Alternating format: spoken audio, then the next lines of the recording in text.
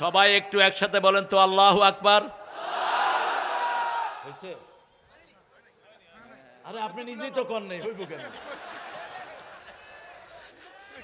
দেন আমাদের চেয়ারম্যানের নেতৃত্বে আমরা বলবো, বলেন আল্লাহু আকবার, আল্লাহু আকবার। আরে কি সুন্দর এই আওয়াজ! এই আওয়াজের চেয়ে শ্রেষ্ঠ কোন আওয়াজ দুনিয়াতে আছে? হজের আমাদের তাকবীরের আওয়াজ শুনে হাজার হাজার খ্রিস্টান কালেমা পড়ে মুসলমান হয়ে গেছে।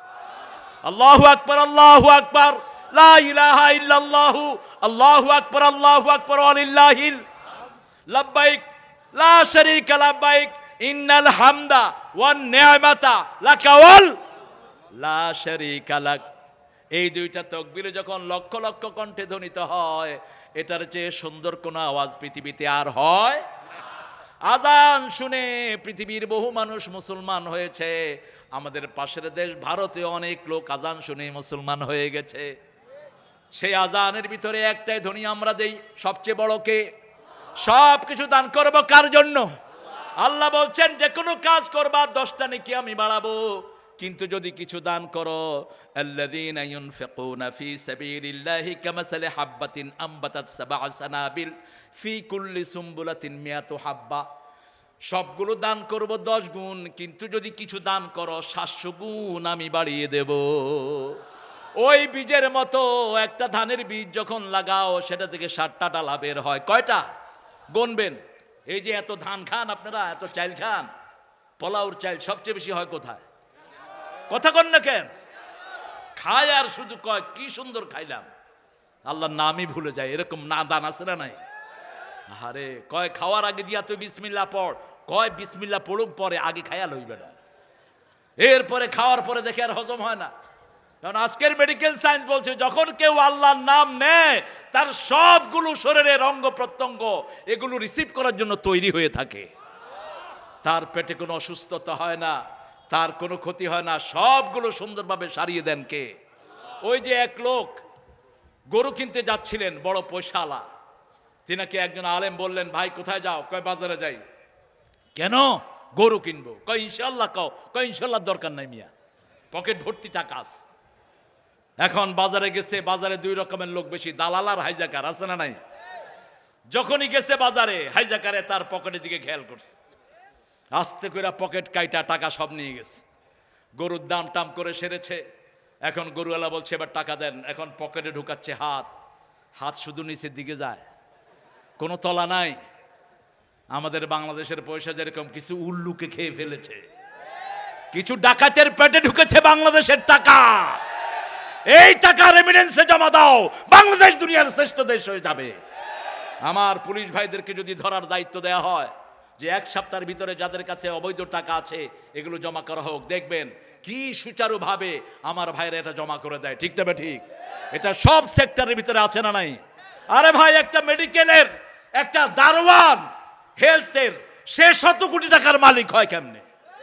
একটা গাড়ির ড্রাইভার এরকম দাঁড়িয়ে রেখেছে, নাম হলো আব্দুল মালিক। র্যাবের অফিসাররা গেছে যখন, ওরে দেখে মনে করছে ওই মসজিদের ইমাম হে।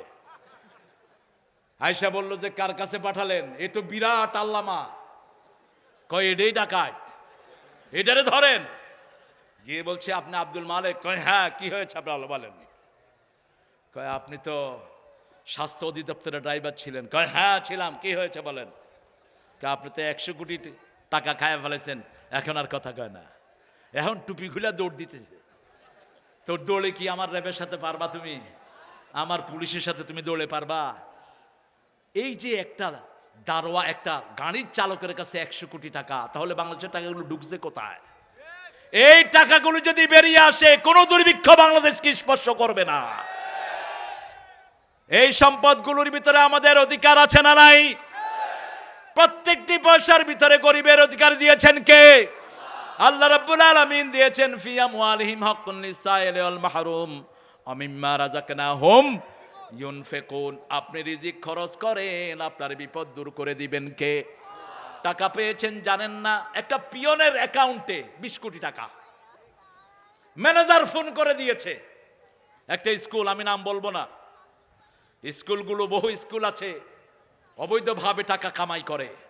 একটা ছেলে ভর্তির সময় 1 লাখ টাকা নেয়, 50,000 নেয়, 30,000 নেয়, ঠিক কিনা? অন্যদিকে আমার হেফজোখানার বাচ্চার বেতন হলো 200 টাকা। 200 টাকার ভিতরে তার খাওয়া থাকা সব। কথা কন নাকি? আমি জিজ্ঞেস করছি এক ছেলেকে, সে আমাকে ওজুর পানি আগা দিচ্ছে। আমি বললাম ওজুর পানি আমাকে আগা দিতে হবে না, আমি নিজে ওজু করব। তুমি কত টাকা দাও? কয় হুজুর 200 টাকা। কিসের জন্য? কয় 200 টাকা দিয়ে হুজুরের বেতন। তা আর কি? কয় থাকা খাওয়া সব কমিটি আমার চালায়। সবগুলো স্কুলকে মাদ্রাসা করে দাও, খরচ কমে যাবে, পয়সা বেঁচে যাবে গার্জিয়ানদের। পড়ায় হাবিজাবি, বাপ মরলে পোলা চুপ করে খাড়ায় থাকে। পোলারে জিজ্ঞেস করে দোয়া নাই? হোয়াট ইজ দোয়া? দোয়া কি? ও তো শিখছে twinkle twinkle little star how are you I wonder, up above the sky so high like a diamond in the sky। আর যখন ছোট্ট ছেলে 7 বছর বয়স মাদ্রাসায় যায়, যখনই বাপের কথা বলে ছেলে হাত তুলে বলে রব্বির হামহুমা কামা রাব্বায়ানি সগীরা। হে আল্লাহ, শিশুকালে আমার আব্বা যেমনি আমাকে আদর করেছে, আম্মা আদর করেছে, তোমার কোলে ওইভাবে আমার আব্বা আম্মাকে রেখে দিও। আমিম্মা রাযাকনাহুম ইউনফিকুন। একটা পিয়নের অ্যাকাউন্টে 20 কোটি টাকা র্যাবের লোকেরা ঝরেছে, কতর অ্যাকাউন্টে টাকা আসলো কেন? কয় আমার হেড স্যার আমার নাম্বারটা নিয়েছে। কি করেছে আমি জানি না। হেড স্যারকে জিজ্ঞেসে, কয় আমার পিয়নই না, আমি জানি না। টাকা নিয়ে গেছে র্যাব, সরকারি ফান্ডে জমা দিয়েছে। এরকম একটা দুইটা স্কুল না, শত শত স্কুল আছে না নাই? কথা বলেন না কেন? একটা দুইটা প্রতিষ্ঠান না, শত শত প্রতিষ্ঠানে ডাকাত হাইজাকার লুকিয়ে আছে না নাই?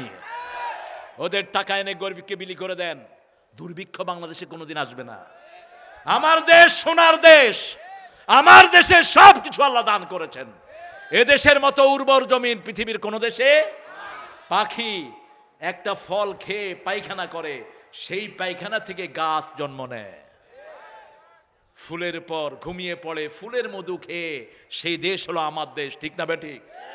এজন্য আমার আল্লাহ বলছেন, এরপরে যদি তোমরা তোমাদের ঈমানের উপরে থাকতে চাও, তাকওয়ার উপরে থাকতে চাও, আল্লাযীনা ইউমিনুনা বিমা উনজিলা ইলাইকা মা উনজিলা মিন ক্বাবলিক, রাসূলের উপরে যা নাজিল করেছি, আগের নবীর উপরে যা নাজিল করেছি, সবটার উপরে ঈমান আনো। আমার নবীর বিরুদ্ধে যদি কেউ কথা বলে, আমাদের সরকার বলেছে জিরো টলারেন্স, আর আমরা বলছি তার জিহ্বা টেনে ছিঁড়ে ফেলা হবে। রাসূলের বিরুদ্ধে কথা বলে এরকম লোক এখনো আছে না নাই? কি আশ্চর্য কথা! আমরা তো কারো ধর্মের বিরুদ্ধে কথা বলি না, আমরা তো কোনো ধর্মীয় কিতাবের বিরুদ্ধে কথা বলি না, আমরা কারো দেবতার বিরুদ্ধে বলি না। আমার আল্লাহ নিষেধ করেছেন।